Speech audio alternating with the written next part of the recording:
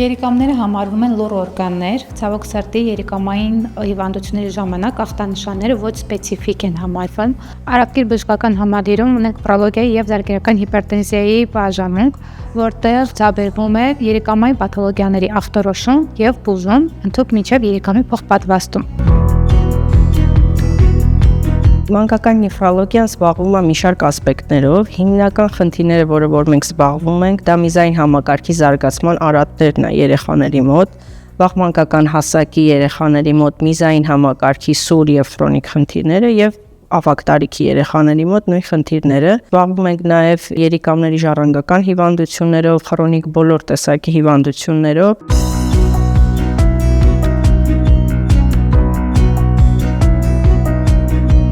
Նեֆրոլոգիայի իր ծաղկումը եղավ, ինչքան դա վատ չի հնչում երկրաշարժից հետո,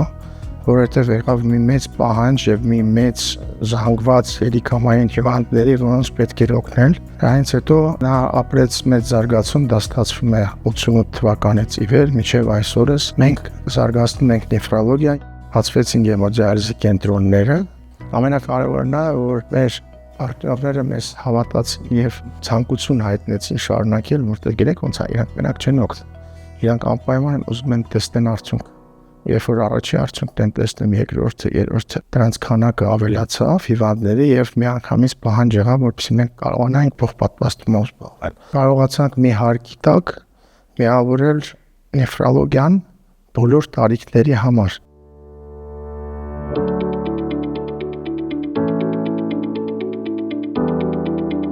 Եվ իրենց վարումը լինում է նմանատիպ մշտապես եւ դա նաեւ սոցիալական հարցալուծում պացիենտի համար, որ մնում է նույն կենտրոնում ու վարվում է նույն կերպ, անկախ նրանից, որ ինքը արդեն մի ծառայությունից անցնում է մյուսը։ Երիկամի փոխպատվաստումը դա կյանքի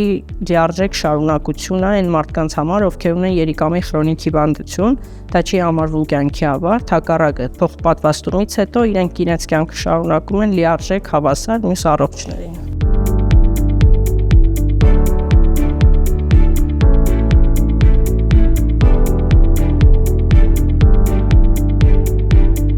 Արդեն շուրջ 300 պացիենտ ունենք, ովքեր փոխպատվաստվել են եւ գտնվում են մեր դիսպանսեր հսկողության տակ։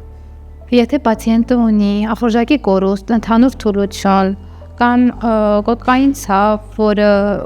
մկանային չէ, կամ եթե ունի մեծի գույնի փոփոխություն, մեծի քանակի փոփոխություն, եթե պացիենտը ունի համակարգային հիվանդություններ, ինչպիսիք են զարգերական հիպերտենզիան, շաքարային դիաբետը, եթե պացիենտը ունի պարբերական հիվանդություն, որը ցավոք սրտի Հայաստանում տարածված է, կամ ոտքերի այտուց եւ այլ կանգառներ, որոնք չեն